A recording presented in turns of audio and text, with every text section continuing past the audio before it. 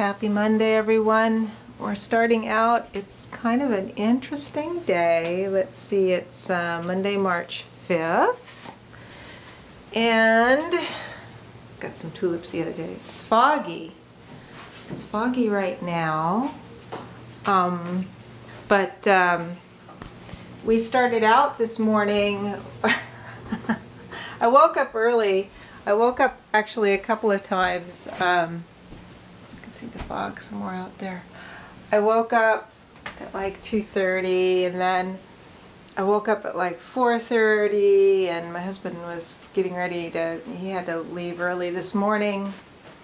So he's up and getting ready, and I'm kind of dozing, and then did some yard work this weekend. You can see that we got mulch back there, but I got a lot of my weeds out. I got a lot of my herbs uncovered, which is a good thing. So anyway, he was just about to leave. He was at the bedroom door right there, and there's this boom, boom. It was an earthquake. Like, oh my God, I hate those things. So of course I jumped out of bed, cursing like I do. I'm gonna set you down here. I'm gonna make some tea. So he's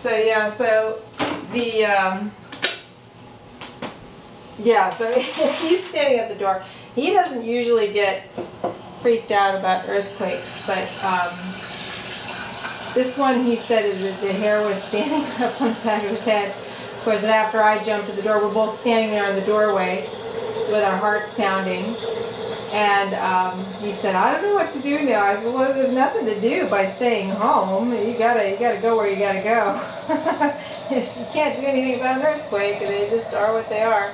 So he left, and as we were standing there, I heard that there's been a lot of crows around lately, a whole lot of crows. So I heard the crows flying around out there, and of course, so I get up and I get my laptop and I go to the USGS site, which I always go to whenever we have an earthquake,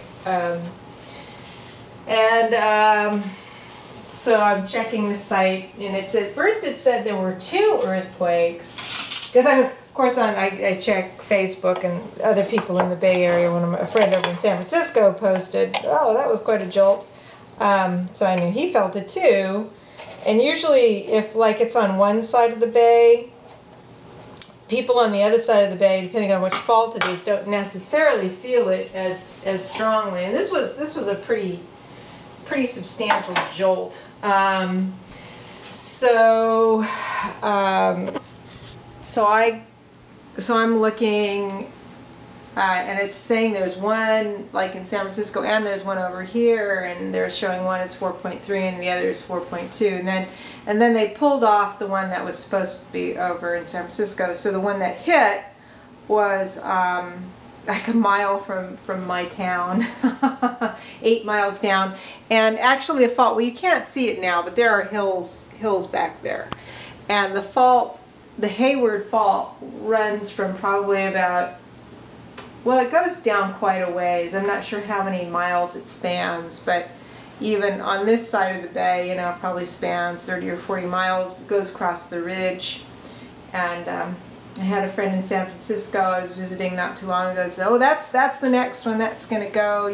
That fault has leveled the East Bay twice before 1906. And it's like, I don't need to know that. That isn't helpful in any way. So anyway, it was an interesting way to start the morning. I've got a class this morning, then I have an appointment later. I don't go into work until tomorrow. So hopefully all the jars of preserves and everything are okay over there. But it was a good weekend. Got a lot done in the garden, and went over to the Berkeley Art Museum, and I hadn't been there. It's just off campus. It was so-so. I wasn't really impressed with the space. Was interesting.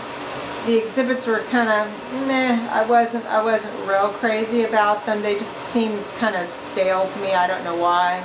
But there's a new exhibit that's going to be going in the De Young, which are it's street photography. Arthur Tress. I'm not familiar with the photographer. street photography of San Francisco, so that should be interesting, from like the 50s, 60s, I guess, from the 60s. So anyway, so that was my morning. I hope everyone else is having a calmer Monday morning than me. I'll talk to you later. Bye.